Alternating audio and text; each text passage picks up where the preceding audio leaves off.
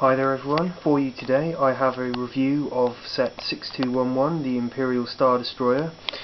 It comes with 9 minifigures, though only 8 proper minifigures really I would say, and I will start off by showing you the box. It's quite a big box. It's slightly bigger for some reason than most other big boxes, usually about there. This one's slightly larger just because there's a lot of pieces in it.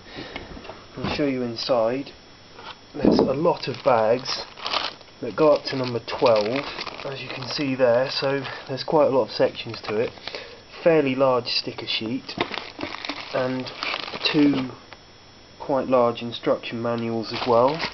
Definitely necessary, unlike in some of the other sets where they make a 30-page second instruction manual. But that's the box. Now here is the model. It's quite big. It's over 2 feet long, not by a lot, but it is. As you can see, it's mostly in the medium stone grey colour that LEGO have done. It is the new colour. It was released in 2006.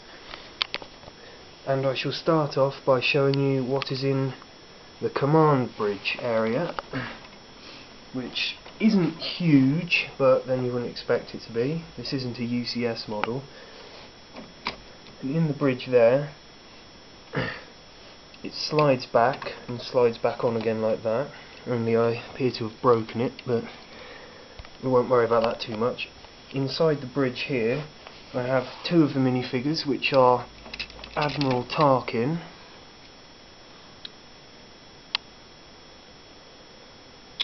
no focus, anyway. That's Admiral Tarkin, one of the minifigures, and another minifigure is just an Imperial officer. You don't actually get very many of these, so it's quite nice having them in the set. The only other set I think you have Admiral Tarkin in is the Death Star, so if you don't want to pay £275, $400 for a set, get this. There's inside there's a few panels and levers and things. It's not hugely detailed inside, but it's not really big enough to be, so it's quite good as it is. Now I'll just close that up again. Show you along the side, you have 2 of these rotating guns on each side, plenty of lasers as well, same on both sides as you can see.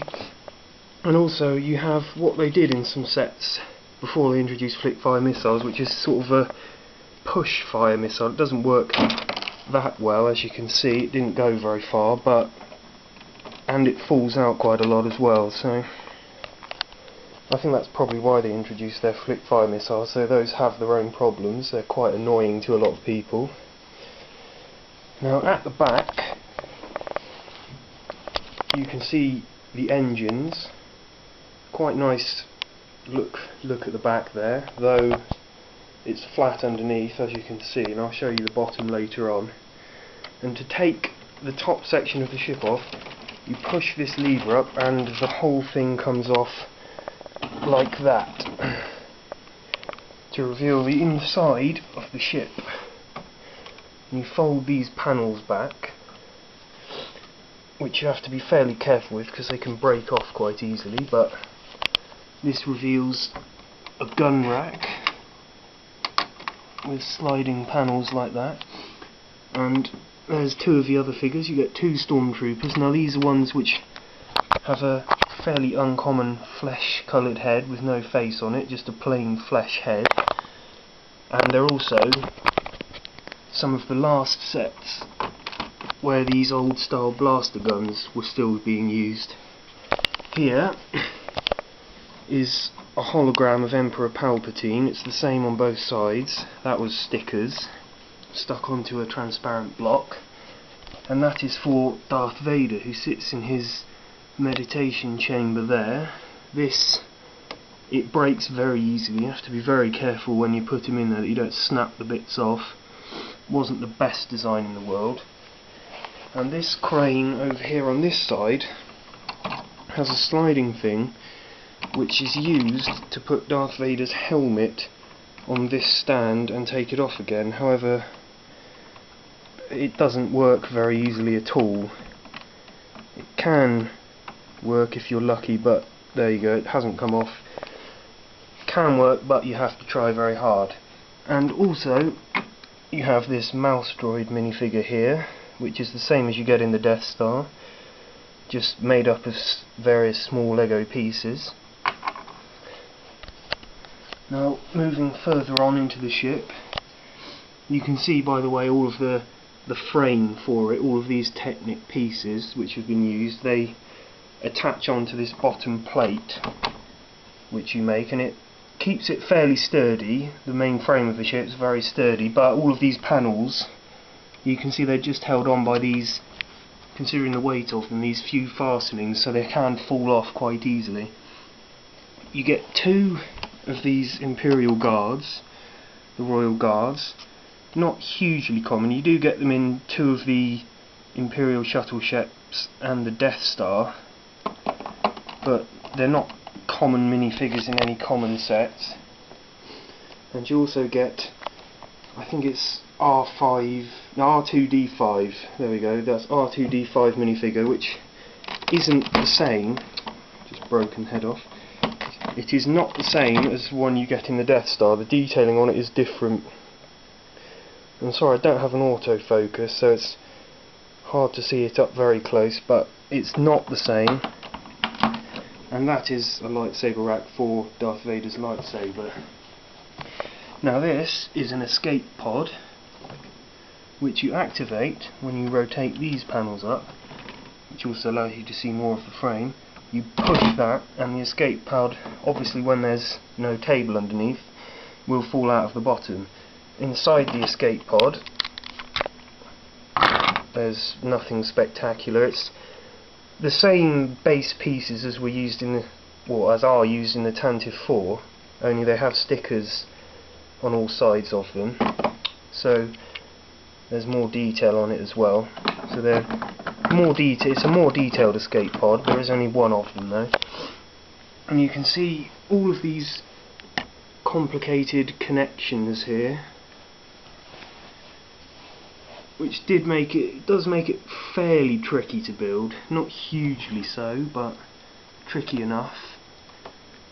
Now, folding all of these panels up again and putting the top back on and watching these lasers fall out as they do. I'll leave them on the side there. I shall attempt to pick this up one-handed to show you the bottom.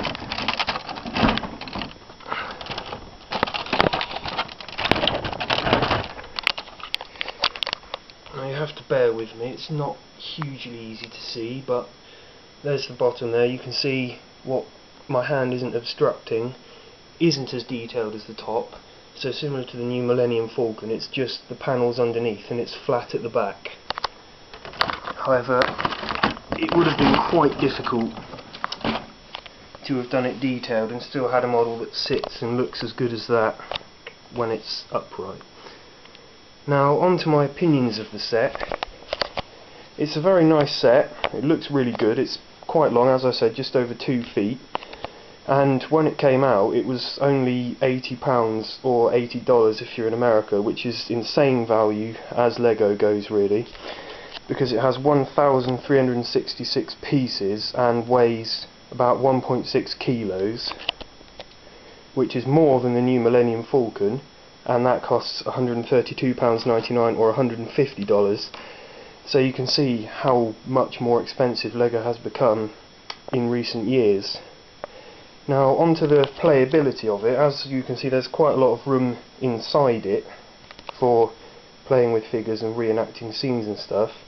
But the problem with it is, as I showed, it's quite awkward to pick up. You can just pick it up with one hand like that, but if you're not careful you'll break bits off.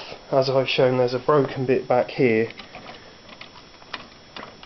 which is easy to do really. I think I just fixed it there, yeah.